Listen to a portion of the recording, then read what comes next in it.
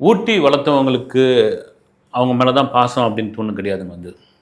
நம்மளை கூப்பிட்டு இதை கொடுக்குறாங்க இல்லைங்களா, அவங்க மேலேயும் ஒரு தனி பாசம் வரும். அப்படி கூப்பிட்டு கொடுத்த ஒரு ஒரு நபர் மீது, ஒரு பாசத்தின் மீது, ஒரு வெளிப்பாடின் மீது நடந்த ஒரு உண்மை சம்பவம் இது. இது சில பேருக்கெல்லாம் வேணான்னு நான் முடிவு பண்ணியிருக்கேன். கல்பனா நார்த் இந்தியாவில் ஒரு பெரிய அரசு வேலையில் அவங்க இருக்காங்க. ஒரு பெரிய உயர் அதிகாரி இருக்காங்க. அவங்க சொந்த ஊருக்கு, திருவண்ணாமலை பக்கத்தில் ஒரு சொந்த ஊருக்கு அவங்க ரொம்ப நாள் ஆயிடுச்சு. அவங்க ஒரு பெரிய உயர் பதவியில் இருக்காங்க. அவங்களுக்கு ஒரு 2 பசங்க, கணவர். அந்த சூழ்நிலைக்கு ஒரு மத்திய பிரதேசம், ஒரு உத்தரப்பிரதேசம்னு வச்சுங்களேன், இந்த மாதிரி ஏரியாவில் ஒரு ஒரு ஒரு பெரிய உயர் பதவியில் இருக்காங்க. அவங்களுக்கு திடீர்னு ஒரு ஃபோன் ஒன்று வருது. தமிழ்நாட்டிலேருந்து, திருவண்ணாமலை பக்கத்துலேருந்து, இந்த ஊர்லேருந்து நாங்கள் பேசுகிறோம் அப்படின்னு. அவங்களுக்கு பெரிய மகிழ்ச்சி ஆகிடுது, ஷாக் ஆகிடுது. யார் நீங்கள் அப்படின்னா, நீங்கள் கல்பனா தானே அப்படின்னாங்க. ஆமாம் அப்படின்போது, நாங்களாம் 10th ஒன்றா படித்தோம்மா, நாமலாம் நம்ம பேட்ச்சு ஞாபகம் இருக்குதா அப்படின்னு ஒரு 2-3 பேரை பேசுகிறாங்க. ஆண்கள், பெண்கள். அது ஒரு உயர்நிலை பள்ளி பேசுகிறாங்க. பெரிய மகிழ்ச்சி ஆகிடுது இவங்களுக்கு. ரீகலெக்ட் பண்ணி பார்க்குறாங்க என்ன விஷயம் அப்படின்னு சொல்லும்போது, நாங்கள் ஒரு குரூப் ஒன்று ரெடி பண்ணியிருக்கோம், வாட்ஸ்அப் குரூப்பு. அதில் உங்கள் பேரை ஆட் பண்ணியிருக்கோம். அதனுடைய நோக்கம் என்னென்னா, அடுத்த மாதம் இந்த தேதியில் நம்ம மாணவர்கள், நம்ம பேட்ச் படித்தவங்க இருக்காங்க இல்லைங்களா, அவங்கெல்லாம் ஸ்கூலில் நம்ம ஒன்றா சேர போகிறோம். நம்ம ஆசிரியர்களை மீட் பண்ண போகிறோம். நம்ம மாணவர்கள்லாம் அந்த சமயத்தில் இருந்து அந்த விஷயங்கள்லாம் பகிர்ந்துக்க போகிறோம் அப்படின்னு பயங்கரமான ஒரு மகிழ்ச்சி இவங்களுக்கு. ஏன்னா அந்த அந்த ஊரே, அந்த பகுதியே தொடர்பே இல்லாத அளவுக்கு இவங்க வந்துட்டாங்க. என் நம்பரை எங்கே பிடிச்சிங்க அப்படின்னு கேட்குறாங்க. எப்படியோ கஷ்டப்பட்டு நாங்கள் வாங்கிட்டோம், கஷ்டப்பட்டு நாங்கள் வாங்கி இது பண்ணியாச்சு, நீங்கள் அவசியம் வரணுன்னு கல்பனாவுக்கு பெரிய மகிழ்ச்சி ஆகிடுச்சு. தான் பசங்கிட்டலாம் சொல்கிறாங்க, தான் படித்த அந்த ஸ்கூலு, ஒரு கிராமத்துலேருந்து எப்படி வந்தோம், நாங்கள் படிக்கும்போது எப்படி இருந்தோம், ஒரு நல்ல சட்டை கிடையாது, ஒரு நல்ல பாவாடை கிடையாது, ஆசிரியர்கள் நாங்கள் அப்படி மதிப்போம், ரொம்ப சாதாரண நிலையிலேருந்து சத்துணவு வாங்கி சாப்பிடுவோம். நாங்கள் தட்டு எடுத்தும் போது எங்களால் தட்டு இருக்காது, சத்துணவு எடுத்தும்போது தட்டு மறந்துடுவோம். தேக்கு இலையை பறித்து அந்த தேக்கு இலையில் நாங்கள் சத்துணவு வாங்கி சாப்பிடுவோம். அந்த சத்துணவுக்காகவே படிக்கும் அந்த பசங்கள்லாம் உண்டு. அதில் நானும் ஒருத்தின் பசங்கிட்ட அதை பற்றி கூச்சமே வெக்கம், அதில் போய் என்ன இருக்குது. அவங்க பசங்க ரொம்ப ஆச்சரியமாக பார்ப்பாங்க. அம்மா ஒரு பெரிய பதவியில் இருக்காங்க, ஒரு 3 கார் இருக்குது, ஒரு பெரிய பங்களா, அரசு பங்களா கொடுத்துருக்காங்க, இந்த இந்த மாநில அரசினுடைய ஒரு முக்கிய பதவியில் இருக்காங்க. இவங்க ஒரு குழந்தை மாதிரி எல்லா விஷயத்தையும் சொல்கிறாங்களே அப்படின்ட்டு அவளுக்கு அந்த தேதியில் தமிழ்நாட்டிற்கு, அந்த ஊருக்கு போகணுன்ற அந்த ஆர்வம் இருக்கு இல்லைங்களா. தினம் அதை பற்றி பேச பேச பசங்களுக்கு மகிழ்ச்சியாகி, நானும் உங்கள் கூட வரம்மா அப்படின்போது, வாங்க போகலாம் அப்படின்ட்டு கல்பனாவுக்கு பயங்கர. அதுவும் 2 நாளைக்கு முன்னாடியே கிளம்பணும் அப்படின்பொழுது பயங்கர இதுவாகிடுது. அந்த அந்த ஊரில் இருக்கிற பகுதியில் போயிட்டு, அங்கே இருக்கிற அவங்க அந்த நார்த்தில் இருக்கிற பகுதியில் ஒரு சேலை, சில பொருட்கள், சில ஸ்வீட்டு, கொஞ்சம் காசு எல்லாத்தையும் வச்சு ஒரு பைக்குள்ளே வச்சுக்கிறாங்க. இது எதுக்குமா, யாருக்குமா அப்படின்னு பசங்க கேட்குறாங்க. சஸ்பென்ஸ், இது நான் சொல்கிறவா அப்படின்னு சொல்லிட்டு அங்கேருந்து கிளம்பி அவங்க சென்னை ஏர்போர்ட்டுக்கு வராங்க. ஏர்போர்ட்டுக்கு அவங்க காரில் திருவண்ணாமலை நோக்கி, அந்த ஊரை நோக்கி அவங்க பயணம் பண்ணுறாங்க. பயணம் பண்ணும் பொழுதெல்லாம் அவ்வளோ ஆர்வமாக இருக்குது. அவங்க கூட படித்த அந்த சக மாணவர்கள், மாணவியை தாண்டி ஒரு நபரை நம்ம பார்க்கணுன்ற அந்த ஒரு விஷயம் இருக்கு இல்லையா, அதுதான் அவங்களுக்குள்ள ஒரு பெரிய ஊற்றாக போய்கிட்டே இருக்குது. அந்த பள்ளி வாசலில் இறங்கின உடனே அப்படியே பார்த்த உடனே அது பழைய நினைவாக வருது. இன்னும் மாறலை, அந்த ஸ்கூல் இன்னும் மாறலை. கொஞ்சம் பக்கத்தில் கட்டடம் ஒரு சின்ன கிராமம் தானே. அந்த உயர்நிலை பள்ளி இப்போ மேல்நிலை பள்ளியாக மாறி இருக்குது. 10th இப்போ +1 +2க்கு மாறி இருக்குது. அது அதே கட்டட அமைப்பு தான், அதே இதுதான், அதே ரோடு தான். அந்த பள்ளி வாசலையே பார்த்துட்டு இருக்கும்பொழுது ஓடி வராங்க. சக மாணவர்கள்லாம் கண்டுபிடிச்சிடாங்க. கல்பனா தானே நீ அப்படின்னு எல்லாருக்கும் பெரிய ஆச்சரியமாகிடுது. இவ்வளோ பெரிய இடத்துல ஒரு பெரிய ஒரு அரசு பதவியில் இருக்கிற நீலாம் வருவியோ வரமாட்டேன்னு நினச்சேன், நீங்கள் வாங்க போன்றாங்க, நீ வா போன்னு பேசு அப்படின்னு சொல்கிறாங்க. அங்கே சில பசங்க உங்களோட படித்தவங்க விவசாயியாக இருக்கிறாங்க, சில உள்ளூரில் வேலை செய்கிறாங்க, சிலர் அரசு இதில் இருக்காங்க, சிலர் திரைப்படத்துறையில் இருக்காங்க. எல்லோரும் உட்காந்து பேசுகிறாங்க, பழைய நினைவு பேசுகிறாங்க. ஆனால் கல்பனாவுடைய இது பார்த்திங்கன்னா, அந்த ஸ்கூலுடைய அந்த கேட் பக்கமே பார்த்துக்கிட்டே இருக்கிறப்போ பார்த்தீங்கன்னா ஒரு மாணவி இதை பார்த்துறான். அப்போ மாணவியார் ஒரு பெண் பார்த்துறான். என்னடி நீ அங்கேயே பார்த்துட்ருக்க அப்படின்போது, இங்கே ராஜாமான்னு ஒரு அம்மா இந்த இலந்த பழம், மாங்காய், அப்புறம் இந்த கமர்கட்டு மிட்டாய் இதெல்லாம் வைப்பாங்களே, அவங்க உடனே ஒரு மாதிரி இதுவாகிடுது.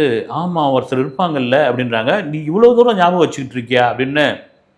நான் மறக்க முடியாத நபர் அவங்க. இப்போ எங்கே இருக்காங்க அவங்களாம் யார் எங்கே இருக்கான்னு தெரியாது. அங்கே இருக்கிற உள்ளூர் பசங்க அவங்க பெரிய ஆள் ஆகிட்டாங்க. அவங்கள கூப்பிட்றாங்க.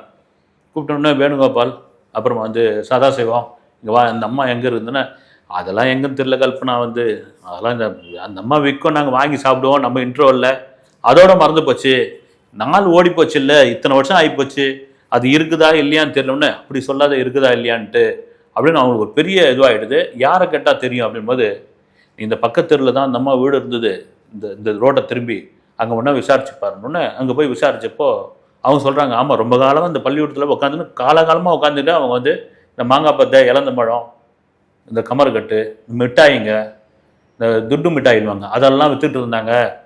இப்போ எங்கே போனாங்கன்னு தெரியல அப்படின்போது கல்பனாவுடைய முகத்தில் ஒரு பெரிய சோகம் தெரிய ஆரம்பிக்குது. பசங்களுக்கு இது புரிஞ்சு போச்சு. நீமா சஸ்பென்ஸ்னு சொல்லிட்டு வந்தது அவங்கள அந்த பாட்டியை பார்க்கறதுக்கு தானா அப்படின்போது ஆமாண்டான். அப்படி என்ன அந்த பாட்டி மேலே இருந்துக்கு அப்படின்போது, எங்கள் அப்பா ஒரு சாதாரண விவசாயி கூலி, வந்து தினக்கூலி, எங்களுக்கு சொந்தமாக ஒரு நிலம் கூட கிடையாது.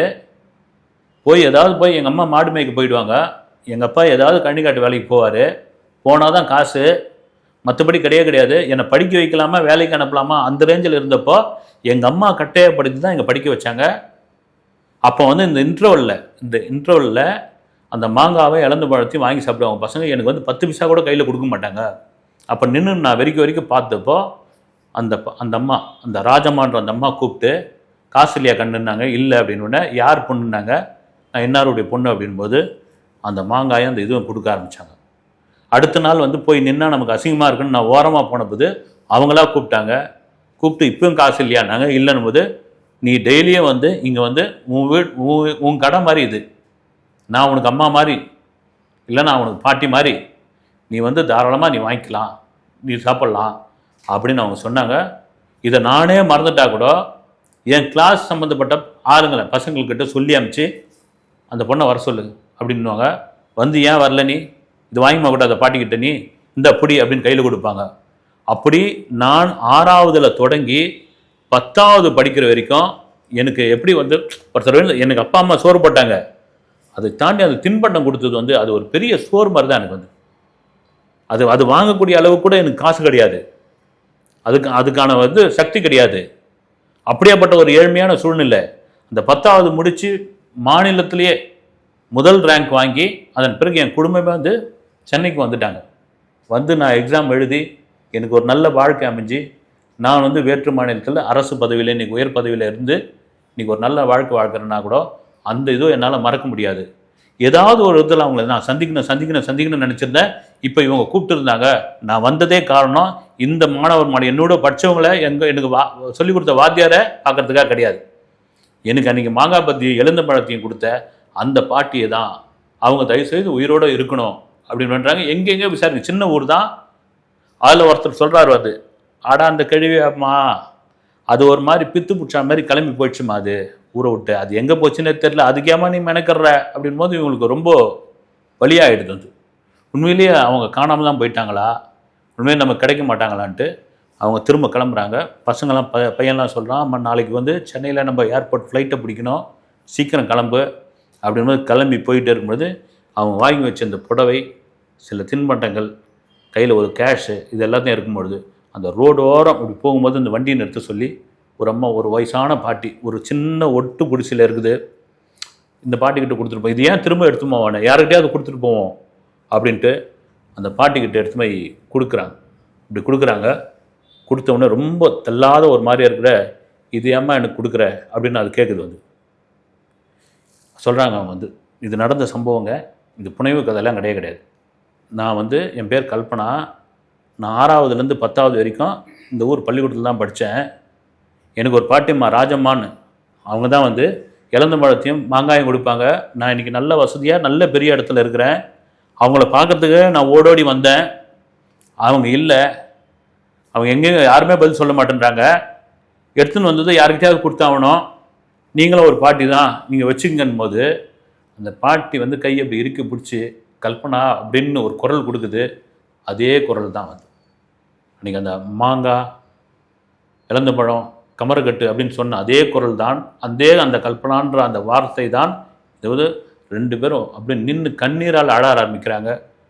அந்த பாட்டி சேர்த்து கட்டி பிடிக்க ஆரம்பிச்சது வந்து கட்டிப்பிடிக்க ஆரம்பிச்சு, நீ இங்கே ஏன் ஒண்டியாக இருக்கிற நீ அப்படின்பொழுது அவங்களை தான் கார்லேயே கூட்டு போயிட்டு சென்னையில் உள்ள ஒரு முதியோர் இல்லத்தில் ஒரு நல்ல பணம் கொடுத்து பார்த்துக்கிற ஒரு வசதியான முதியோர் இல்லத்தில் அந்த பாட்டியை சேர்த்துட்டு அந்த கல்பனா ஊருக்கு போகிறாங்க. இது ஒரு உண்மை சம்பவம், நெகிழ்ச்சியான ஒரு விஷயம். இது இந்த செய் நன்றி இருக்கு இல்லைங்களா, அது என்றைக்கும் மறக்கவே கூடாது. அதுதான் இந்த கதை சொல்லக்கூடிய ஒரு விஷயம். அடுத்த வீடியோவில் சந்திக்கிறேன். நன்றி.